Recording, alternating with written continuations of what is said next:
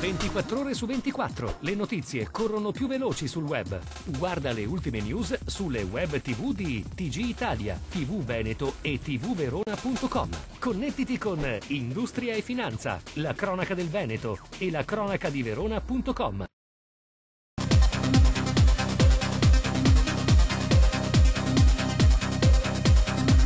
Non mi iscrivo al partito dell'antipolitica, ma mi sono stufato. Lo ha detto il presidente di Confindustria Veneto Andrea Tomat, il quale si è soffermato sull'inerzia del governo in relazione alle iniziative di taglio delle spese.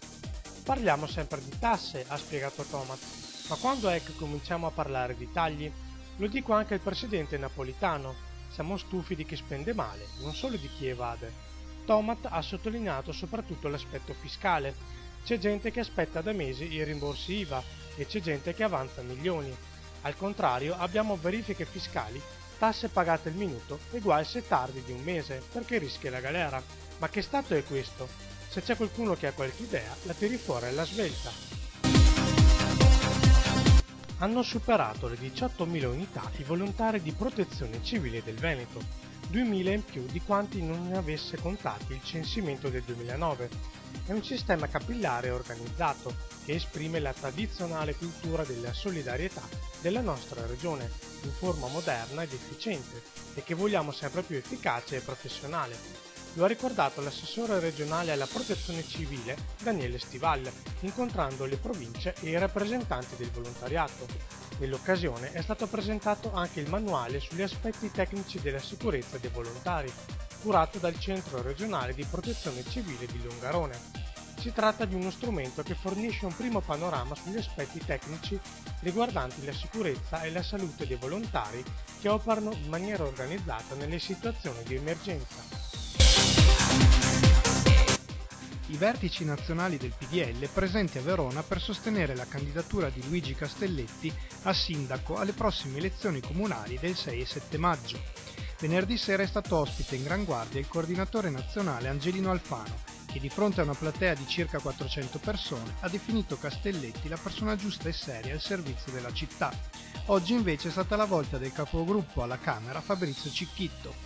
L'incontro è stato voluto fortemente dalla senatrice PDL Cinzia Bonfrisco, che ha sottolineato la necessità per Verona di una figura come quella di Castelletti, unica vera alternativa a Tosi, interessato ormai solo a riorganizzare la Lega piuttosto che ad amministrare la città. Noi giochiamo due carte, quella della continuità del PDL e quella del fatto che candidiamo un sindaco che esprime una lista civica e che puntiamo a avere una forte aggregazione dei moderati, quindi anche con l'UDC, una lista civica, il PDL, dopodiché fuori da questo evidentemente esistono posizioni anche significative che però non hanno questa cifra politica.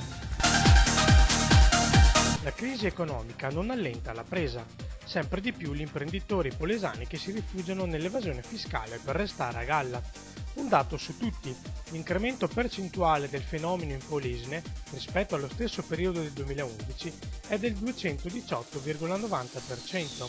Sono i dati che emergono dall'attività nei primi 4 mesi del 2012 della Guardia di Finanza di Rovigo.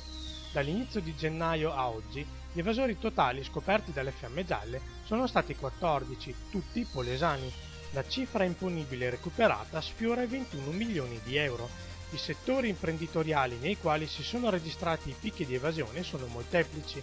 Si va dall'installazione di impianti elettrici alla fabbricazione di strutture metalliche, dall'attività in campo immobiliare alla lavorazione del legno.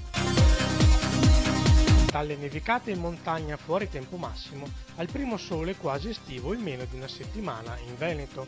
Nella giornata di sabato le massime si sono spinte fino a 28-29 gradi a Verona, Treviso, Vicenza, Padova e Rovigo, ma l'impennata delle temperature non ha risparmiato la montagna, con Cortina che ha registrato 22 gradi, temperatura sopra lo zero anche sulla Marmolada, una situazione che tuttavia è destinata a durare poco, dato che è prevista una nuova perturbazione già da questa sera, con possibile diminuzione delle temperature. Aziende verdi senza credito. Negli ultimi 3 mesi quasi una piccola impresa green su 2 ha riscontrato difficoltà di accesso al fido bancario. Tutti i particolari su industria e finanza.